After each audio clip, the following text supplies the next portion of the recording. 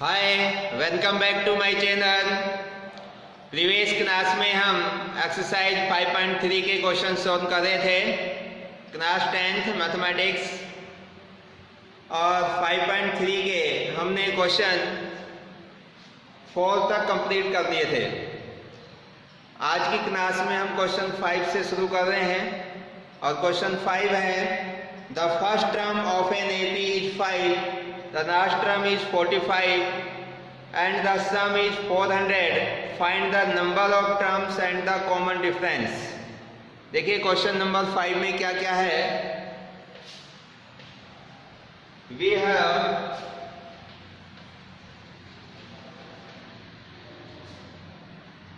First term of AP5 A equal to 5, इसका first term 5 दे रखा है। लास्ट टर्म 45 यानी कि an is equal to 45, sum is 400, s is equal to 400। Find the number of term and common difference. आपको n और common difference ये दो चीजें फाइंड आउट करनी है। Number of terms and common difference ये दो चीजें हमें फाइंड आउट करनी है। After it, we saw next question. तो इसमें हमें नंबर ऑफ टर्म और कॉमन डिफरेंस डी ये दो चीजें फाइंड आउट करनी है। और इसके लिए हमारे पास में फर्स्ट टर्म है, लास्ट टर्म है और सम दे रखा है इस एपी के जितने भी टर्म है उनका। तो देखिए अब इसके लिए जो हमें गिवन है उसी का यूज करते हुए आगे सॉल्व करेंगे। तो इसके अंदर देखिए हमें एक तो an है और फर्स्ट टर्म है ये।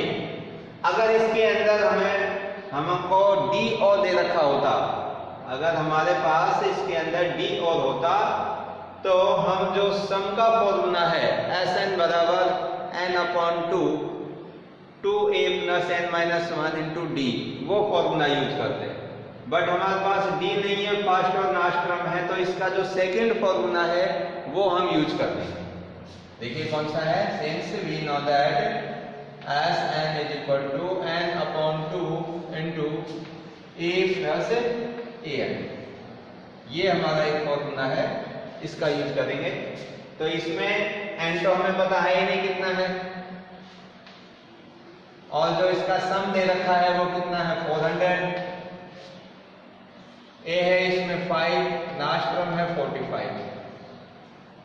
अब 5 में 45 ऐड करेंगे तो ये आ जाएगा आपका 50 और ये n 50n/2 इधर है 400। ये हो जाएगा 5 + 45 कितना हो गया 50, 50 × n/2, ये 2 से कैंसिल हो जाएगा 25n। तो 400 इज इक्वल टू 25n और n की वैल्यू निकालेंगे तो 25 से इसको डिवाइड कर देंगे। तो 400/25 इज इक्वल टू n, और इससे हम इसको कैंसिल कर देंगे तो ये हो जाएगा 1 और 6, तो n इज इक्वल टू 16। तो ये n की वैल्यू आ गई। अब n की वैल्यू आ गई तो अब किसकी वैल्यू फाइंड करनी है, d की। तो देखो हमारे पास में फर्स्ट टर्म है, लास्ट टर्म है, n है, तो d के लिए हमारे पास ये फॉर्मूला होता है since an is equal to a + n - 1 × d। इस लास्ट टर्म के फॉर्मूले से हम d फाइंड आउट कर देंगे। तो an है हमारे पास 45, a 5 है, n अभी 16 हमने फाइंड आउट किया है और d हमको निकालना है। तो देखिए भाई यहाँ से 45, इस 5 को भी इधर ट्रांसपोज कर रहा हूँ, माइनस का हो जाएगा, और 16 में से 1 माइनस होगा तो 15d। इधर बचेगा ये 40 इज इक्वल टू 15d, और d की वैल्यु निकालने के लिए 15 से डिवाइड कर देंगे तो 40/15 इज इक्वल टू d, और ये कैंसिल हो जाएगा कितने से 5 से, तो 8/3 इज इक्वल टू d। तो ये हमारे पास में d की वैल्यू आ गई और ये किसकी आ गई n। तो इस तरह से हम इस क्वेश्चन को सॉल्व कर सकते हैं। नेक्स्ट क्वेश्चन देखिए,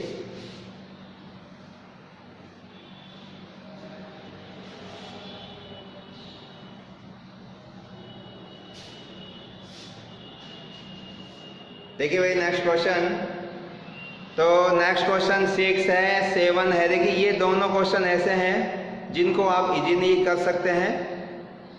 इसके बाद में एक जो क्वेश्चन है 8 नंबर का, इसको देखिए। Question number 8, find the sum of first 51 term of an AP whose second and third term are 14 and 18 respectively. Find the sum of first 51 terms.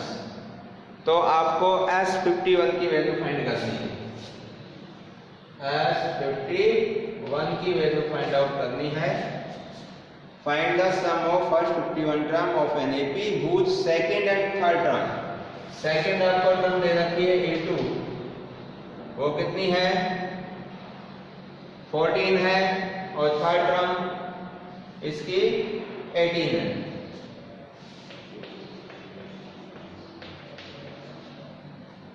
Second term इसकी 14 और थर्ड टर्म है इसकी 18।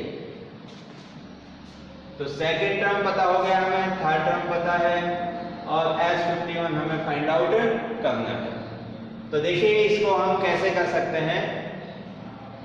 इसके लिए जो A2 है इसका फॉर्मूला हम जानते हैं A प्लस B, और जो A3 है इसका formula A plus 2D। Since A2 is equal to A plus D, और ये वैल्यू कितनी दे रखी है 14। इसी प्रकार से A3 इसका हो गया A प्लस 2D, और ये कितनी है वैल्यू 18। अब ये A प्लस D के अंदर एक इक्वेशन हो गई, और A plus 2D equal to 18, ये दो इक्वेशन हो गई हमारे पास। अब इक्वेशन फर्स्ट और सेकंड को सॉल्व करके हम A और D की वैल्यू फाइंड आउट करते हैं। तो ये फॉर्मूला मैंने यहाँ से लिखा है, आप जानते हैं AN is equal to A plus N minus 1 into D। N के स्थान पर 2 पुट कर दिया और फिर N के स्थान पर 3 पुट किया, तो ये दोनों इक्वेशन हमारे पास में आ गई। अब देखिए फर्स्ट और सेकंड से हमें A और D की वैल्यू निकालनी है। तो फर्स्ट और सेकंड में हम एलिमिनेशन मेथड का यूज कर सकते हैं। तो फ्रॉम फर्स्ट एंड सेकंड, इधर से शुरू कर रहा हूँ, from first and second using elimination method,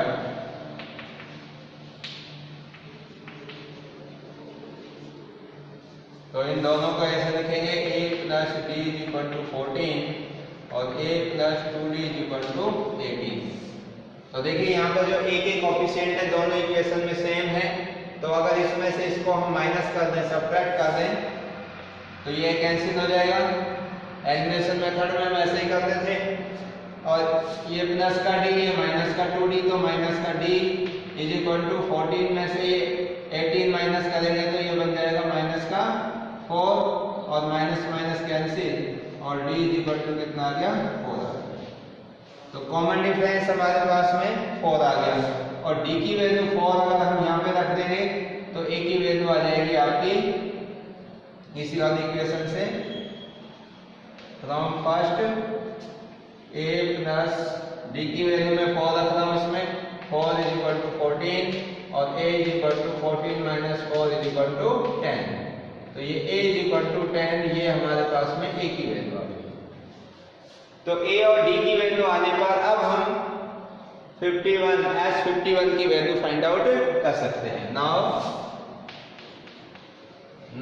S51 is equal to, तो इसके लिए फॉर्मूला हमारा यही काम आएगा, n upon 2 A plus n minus 1 into D। अब इसमें n के स्थान पर 51 पुट कर देंगे, A के स्थान पर 10 और D के स्थान पर 4। ये हम इसके अंदर रखेंगे तो हमें S51 की वैल्यू फाइंड आउट हो जाएगी। अब देखिए इसमें ना यहाँ तक करने के बाद में अब आप सोच रहे होंगे सर आपने जो ये D फाइंड आउट किया है इसको हम ऐसे भी तो निकाल सकते थे। कैसे? क्योंकि ये जो एक AP है, AP का सेकेंड टर्म है जो 14 है, थर्ड टर्म इसका 18 है। तो AP है तो ये आपका कंटिन्यूस सेकेंड और थर्ड टर्म है, तो तो d डायरेक्टली निकाल सकते हैं हम, a2 माइनस a1, और जब d निकालेंगे तो 18 में से 14 माइनस करेंगे तो 4 ही आएगा। यहाँ भी d 4 आया। लेकिन किसी बच्चे के दिमाग में अगर ये वाला तरीका याद नहीं आए, इसलिए मैंने फिर ये इस मेथड का यूज किया है। अब d की वैल्यू और a की वैल्यू हम इसके अंदर पुट कर देंगे।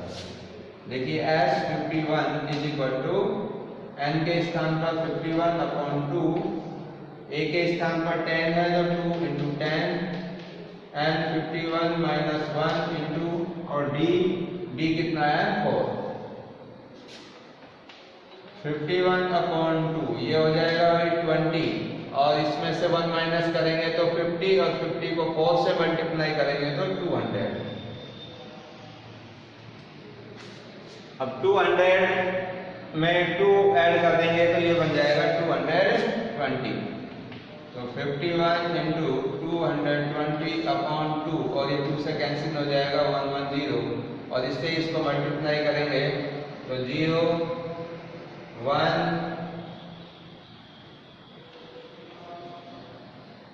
5610। ये 0 तो सेम रहा, 11 से इसको मल्टीप्लाई कर दिया, 11 बन जाए 11, कैरी 1, और 11 5 जा 55 और 1 56।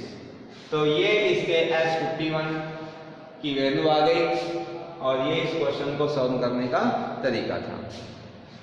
अब आगे देखिए इसका नेक्स्ट क्वेश्चन।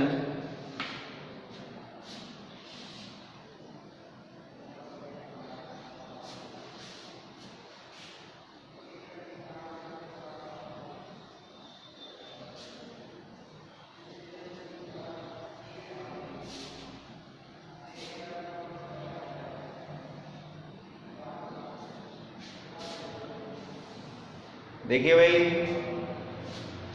क्वेश्चन नंबर है इसका, इंपॉर्टेंट क्वेश्चन है 9। क्वेश्चन नंबर 9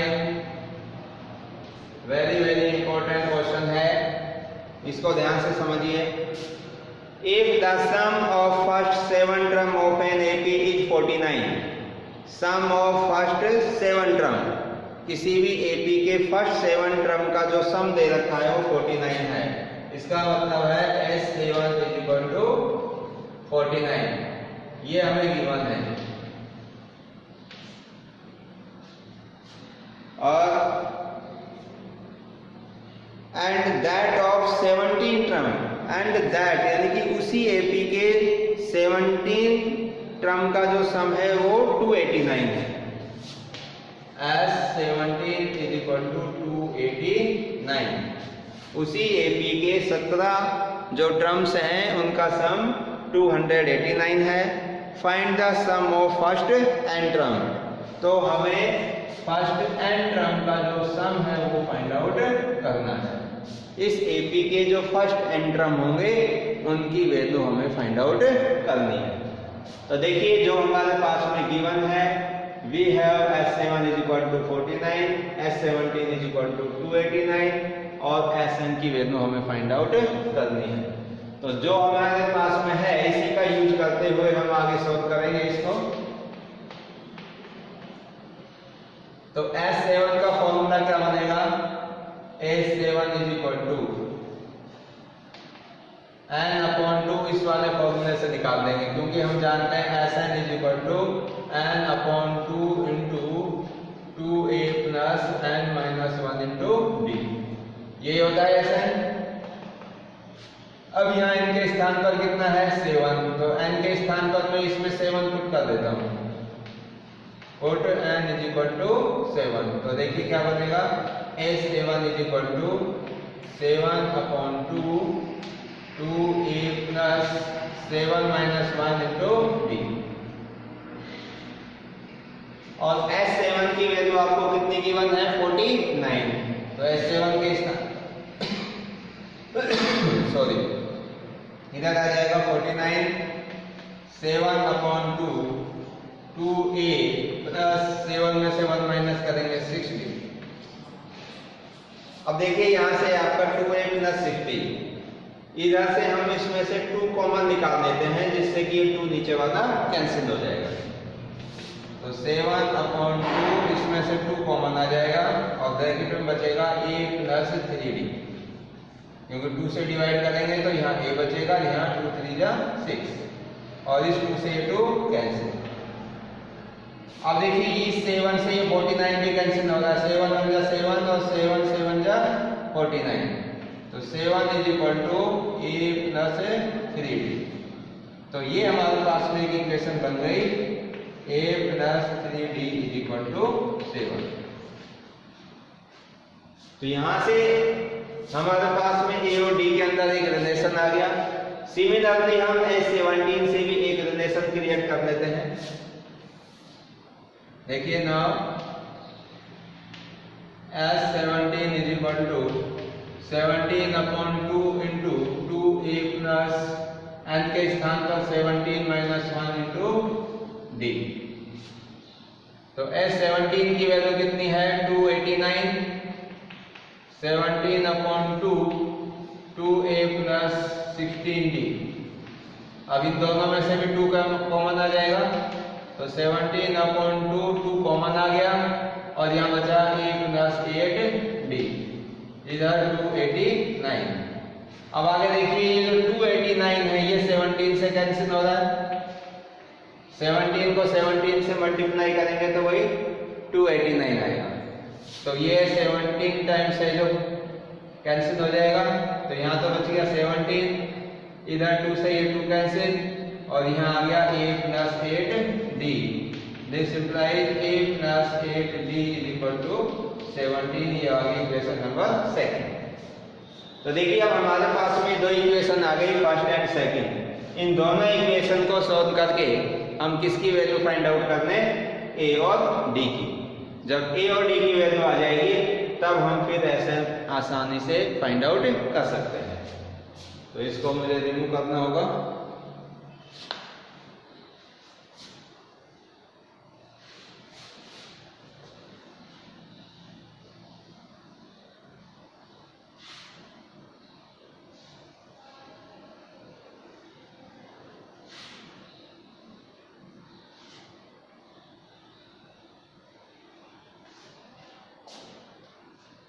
देखिए भाई ये वाली फर्स्ट इक्वेशन है और ये सेकंड इक्वेशन है, तो ये 2 लीनियर इक्वेशन हो गई। तो दोनों लीनियर इक्वेशन को सॉल्व करने के लिए सबसे आसान मेथड है एलिमिनेशन मेथड, उसका यूज करेंगे। तो from first and second using elimination method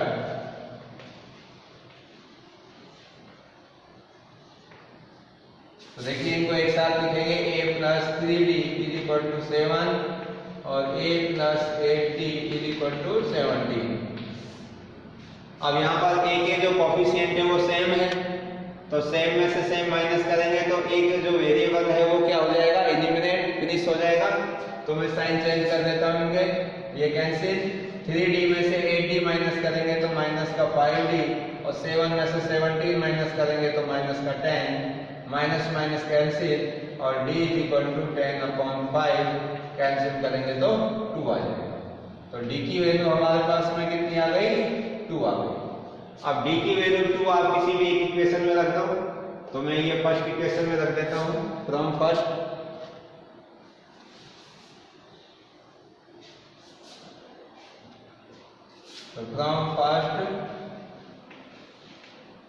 a plus 3 into D के स्थान पर 2 रखेंगे यहाँ पर इज इक्वल टू 7, तो a plus 6 is equal to 7 और a is equal to 7 minus 6 is equal to 1, therefore a is equal to 1।